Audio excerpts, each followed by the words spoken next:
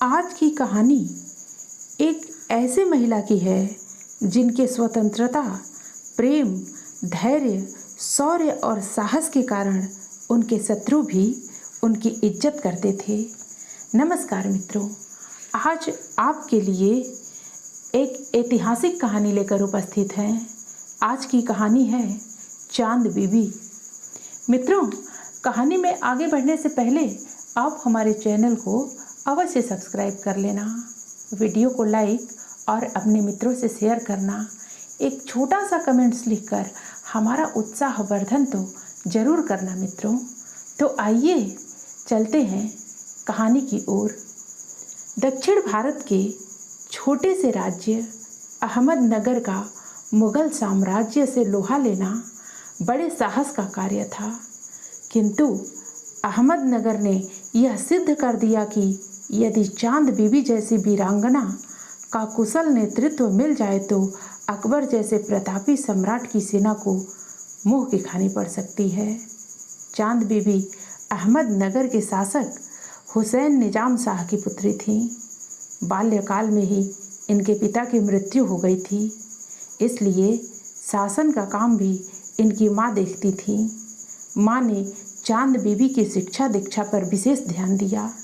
थोड़े ही समय में चांद बीबी रणनीति और राजनीति में कुशल हो गई। चांद बीबी का विवाह बीजापुर के सुल्तान अली आदिल शाह से हुआ था।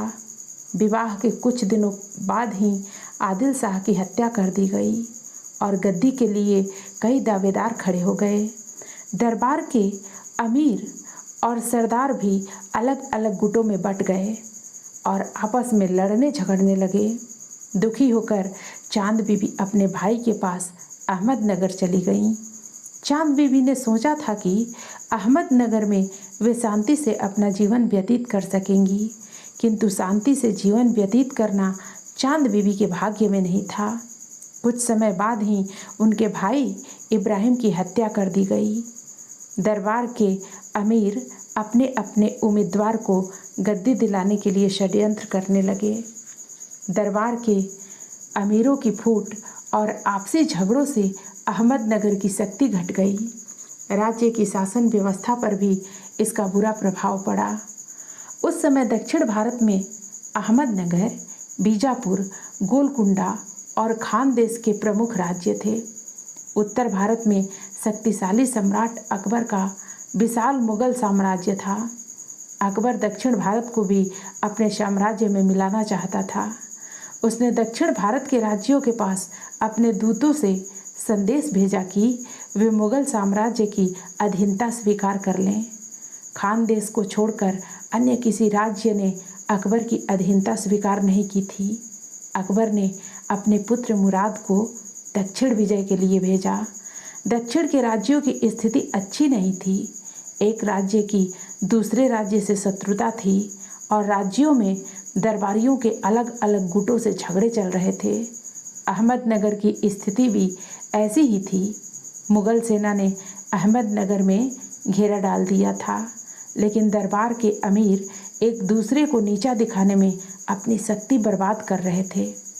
ऐसे समय में उन्होंने दरबार के अमीरों तथा सरदारों से आपसी मतभेद भुलाकर अहमदनगर की रक्षा करने का वचन लिया। यह चांद बीबी की प्रथम सफलता थी। दरबार में अमीरों को संगठित करने के बाद उन्होंने बीजापुर राज्य से संधि की और इब्राहिम शाह के पुत्र को गद्दी पर बैठाकर शासन का कार्य संभाल लिया। अहमदनगर का मोर्चा सुदृढ़ करने के लिए चांद बीबी स्वयं घोड़े पर सवार होकर युद्ध की तैयारी देखती थी। वे मोर्चों पर जाकर सैनिकों का उत्साह बढ़ाती थीं। युद्ध कई दिनों तक चला। विशाल मुगल सेना अहमदनगर के छोटे से राज्य को दबा न सकी। एक दिन मुगल सेना ने सुरंग लगाकर किले की एक दीवार को उड़ा दिया। अहमदनगर के सैनिक घबरा गए, क्योंकि अब मुगल सेना को रास्ता मिल गया था।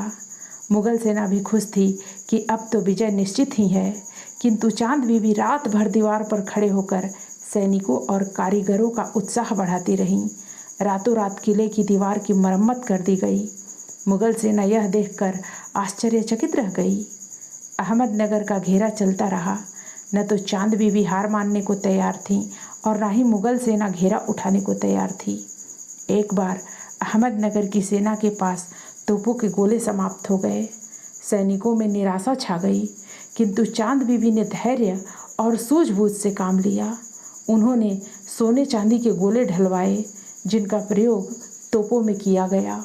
इधर अहमदनगर की सेना के पास साधन कम हो रहे थे और उधर मुगल सेना ने भी अनुभव किया कि चांद बीबी पर विजय प्राप्त करना आसान नहीं है। दोनों पक्ष युद्ध से ऊब गए थे, अतः वे संधि करने को तैयार हो गए। चांद बीबी ने बरार का क्षेत्र अकबर को देना स्वीकार कर लिया। संधि के बाद बहुत दिनों तक मुगलों ने अहमदनगर की ओर आंख नहीं उठाई। 5 वर्ष बाद मुगलों ने अहमदनगर पर पुनः आक्रमण किया, किंतु इस समय चांद बीबी नहीं थी। दरबार के अमीरों ने षड्यंत्र करके इस महान महिला की हत्या कर दी थी। मुगल सम्राट अकबर भी चांद बीबी की बहादुरी और हिम्मत की इज्जत करने लगा था।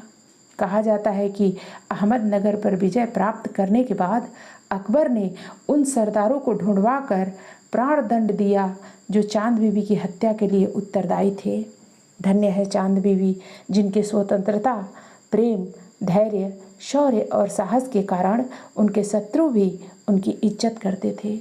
मित्रों, फिर मिलते हैं अगली प्रस्तुति में नई कहानी के साथ। धन्यवाद।